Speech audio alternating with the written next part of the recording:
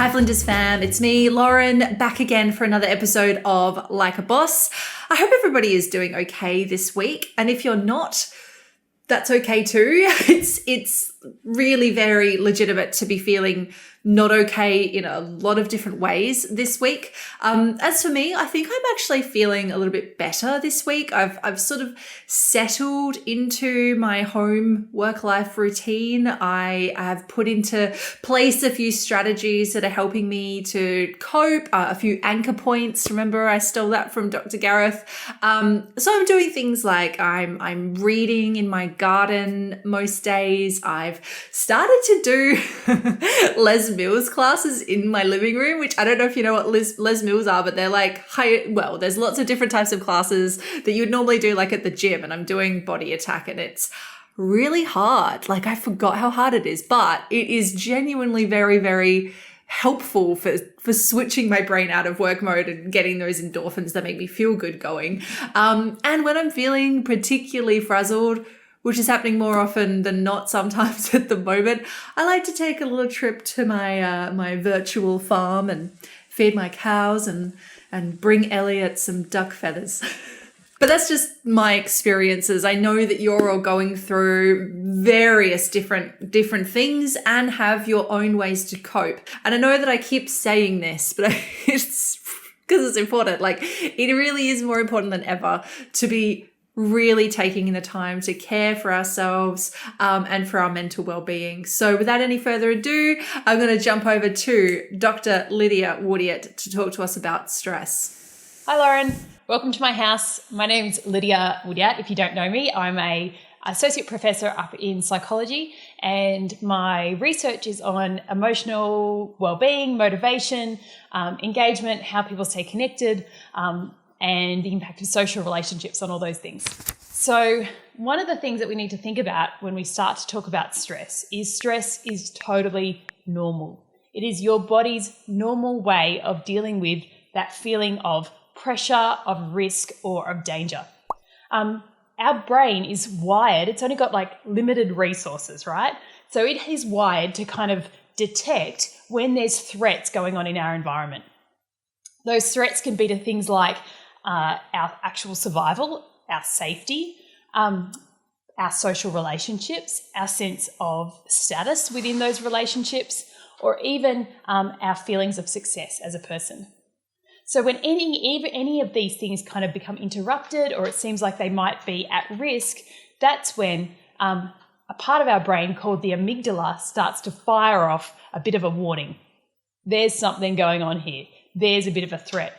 And our body has a whole stream of physiological responses in response to that threat. We call this the fight, flight, or freeze system. So you might have heard about that before. When you think about that, I want you to think for a second, what does my body feel like when I feel stressed? You might have a whole range of things that you identify. Maybe you feel butterflies in your stomach. Maybe you start to get clammy palms or tingling in your fingers or your arms. Maybe you start to feel a sense of pressure or tension in your body. Maybe your heart rate goes up. Maybe you feel foggy-headed or even like you're thinking in cotton wool. All of these physiological symptoms are just a side effect of what's happening in your body to get you ready for doing the battle with that thing that might be threatening you. So your body is essentially getting all of its systems in place for you to fight, flee, or freeze in order to best cope with whatever that threat is. So physiologically, what's happening? Well, inside, your blood is being directed towards your key organs.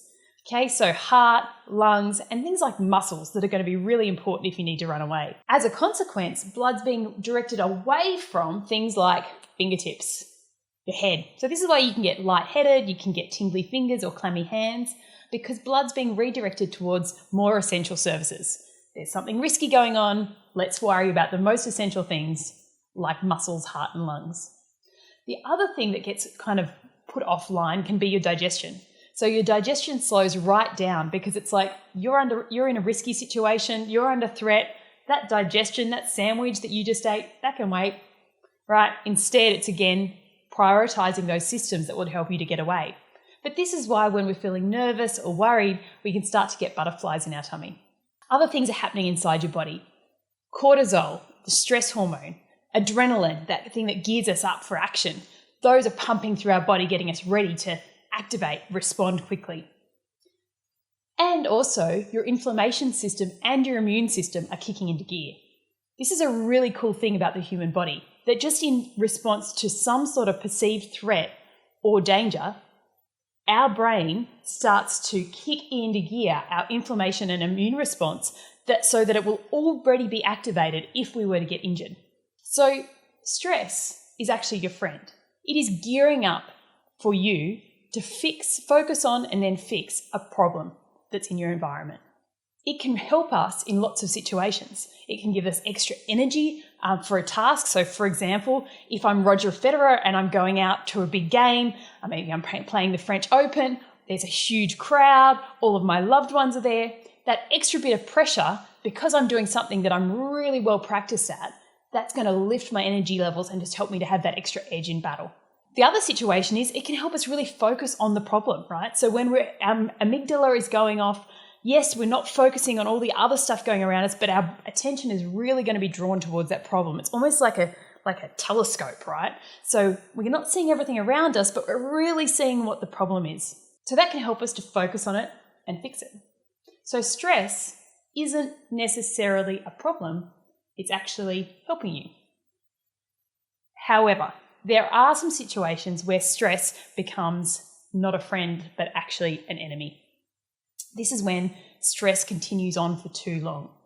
You see, for your body to be having that stress response, it requires all the chemical soup that is in your body to be able to activate and be available to be drawn on. But your body's in your brain is kind of like a tank. So imagine a water tank.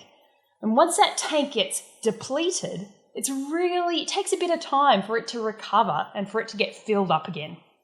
And so if we have lots of stresses in our lives, finances, family difficulties, managing an illness, all of those things are drawing away from our tank of physical resources, and that can get depleted. And so when we're exposed to a stress for a long period of time and we don't let ourselves up out of it, that means our tank can be real empty. And so we find ourselves like, yeah, we had a nap or we had, took an afternoon off, but it just doesn't ever really seem to refill the tank anymore. So chronic stress can be a real problem. The other thing, of course, is really heightened stress. So stress getting to a really, really excessive stage where it starts to stop us from being able to function. And that can be a real problem. So learning how to manage stress so that it doesn't become chronic, and also so that we don't have those really intense periods, or if they do, we know how to manage them. That's really part of our educational, professional development and our life development to be able to regulate our own well-being. So we want to keep stress in the friend zone. We don't want it to flip into being an enemy. But there are some long-term strategies that can kind of help us to manage that stress. The first is stress becomes an enemy. It gets elevated, it becomes worse when the tasks seem unmanageable. So it's almost like our brain is doing this judgment call about what's the demands on me at this point in time and do I have what it takes? And when we start to tell ourselves we don't have what it takes, or when the demands seem too big, that's when the stress goes up. So simple strategies like breaking down your big problem into smaller steps can start to make the problem seem manageable, and then your physiological response to that stress starts to go down because the problem's less big. The other issue is how we talk to ourselves about the problem. So if we're saying, I don't have what it takes, and sometimes we even feel what's happening in our body and we take it as proof that we don't have what it takes, that starts to create a bit of a cycle in our brain where it's like our brain, our amygdala, that alarm center is going off, and we're like, oh no, I definitely don't have what it takes, and it's just going off all the more. So it can kind of get into a cycle. So speaking kindly to ourselves, encouraging ourselves, and breaking things down into small parts is a really key part of our long-term stress management. The other issue that can really make stress worse is when we feel like all of our success, our relationships, our safety and security is all like eggs in one basket. That all of those needs are being met by this one thing. So maybe I've got an assignment coming up and I'm finding it really challenging. But if I start to think things like all of my career, all of how my family feels about me, all of my success in life is hinging on this one thing, we're kind of putting all of our psychological needs into that one basket. And so the stress related to that thing is going to be huge. So one of the simple things we can manage stress is just to remind ourselves that actually life is more than any one thing. Our success is more than any one assignment or task or missed deadline or mistaken opportunity. I've got a career of 21 years since I left school. And in that 21 years, there is not one thing that's been an all or nothing make or break deal for my career. Not one thing, not one assignment, not one essay, not one interaction, not one door open or close. Rather, my success has come from the additions of all these small things that have kind of added up into something. So if we look at any one task and make it to be everything, then that actually can escalate our feeling of stress. The other thing that can really escalate our feeling of stress is when we start to emphasize what we don't have control over. So if we focus on all the ways that we can't cope because we don't have control over it, all the things that are out of our control, all the things that we don't have a say over, then actually we undermine that feeling of, can I cope in this situation? So part of managing stress is actually to remind yourself what you are in control of, what you can have an impact on, and start to narrow down your focus on what you can fix. Because remember, stress is supposed to help us focus and fix. So we need to come up with a plan. We need to work out what exactly is the thing that's stressing us and how can we come up with a plan to fix it. Because if we just keep avoiding it or pushing it aside, it's just going to continue to be an issue in the back of our brain with our amygdala firing off. The other thing that can be a real challenge to managing stress is perfectionistic tendencies. So this is when we have tendencies to kind of always judge ourselves very harshly. When we have success, we blame it on maybe the test was easy or the assignment was simple or everyone got those results. But when we do something bad, we really blame it all on ourselves. So learning habits of self-compassion, being a good coach to yourself, being realistic in how you appraise your own worth and your own performance is really important to managing stress, especially at university. The other thing is being realistic with yourself. So sometimes we put more stress on ourselves because we actually hold ourselves to a very, very high standard. And then every time we don't make that standard, we beat ourselves up. But there's like a lot of people on this planet, and most of us go through the day not quite getting our to-do list done. Most of us go through the day not quite succeeding at all the things we hope to succeed at. We miss things, we have to keep working on them in the future, things that can be late, things can be missed. But again, when we have realistic expectations, we know that it doesn't really matter. We just have to show up and make our best effort the next day, and then we're going to make forward progress. So being realistic in our expectations of ourselves can really help us to manage that stress. So, key learnings. Stress is a physiological response. It's something that isn't in your mind in this kind of esoteric out there sense. It's in your mind as in the physical stuff your body is made up of. If you're not resting and recovering and spending time to build up your tank, you won't have the motivation, the energy that you need. So it's really important to do things like eat well, sleep right, and keep those daily rituals of exercise going so that you have what you need to focus. It's a physiological response. So we can't kind of keep engaging that stress system all the time. We've got to give it time off. And we've got to approach things in a way to try and minimize our feelings of stress. So breaking things up into small tasks, being realistic to ourselves, being kind to ourselves, not doing what we call all or nothing thinking, and reminding ourselves that the thing we're trying to have success at, it's just one part of who we are. There's lots of things that matter to us. These things can help us over the long term manage our stress. Well, I don't know about you guys, but there was a few points in there that sort of really hit home for me. I think it's great to know what's actually going on in my body. And I think some of those points, particularly about just not setting our expectations too high and not having realistic expectations for ourselves, for me personally, that is massive.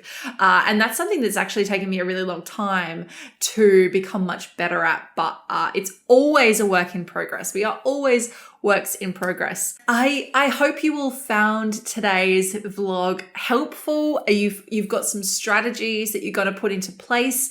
So tell me, what are you guys doing to maintain your mental well-being, to stay on top of stress? Share your pictures with us over at the Finding Your Way at Flinders Flow page, or you can write in the comments if you're on the blog. If you're at YouTube, you can follow the links over to Ping. What are you doing? Are you doing puzzles? Maybe you're doing some yoga, taking some time for mindfulness. Maybe you have a virtual island that you like to visit. And of course, remember, the support networks are still here for you when you need them. So jump onto the online hub for links to the Flinders Support Network services. There's health and counselling is still available online. Oasis is online. FUSA is online. And if you really want to get deep into this topic, Lydia runs a topic called Psychology of Surviving and Thriving. It is designed to give you some strategies to help support your well-being, learning, and success. It is a first-year topic, and it's available to all students. It's offered online in semester 2, and it's offered over the summer. Next week, we'll be continuing to talk about our well-being. We're going to be thinking about staying connected to our community, something that is hugely important at the moment. So how can we make sure we keep social and keep in touch with each other while making sure we don't touch? So join me for that. Sorry for being a dog. We will see you next week.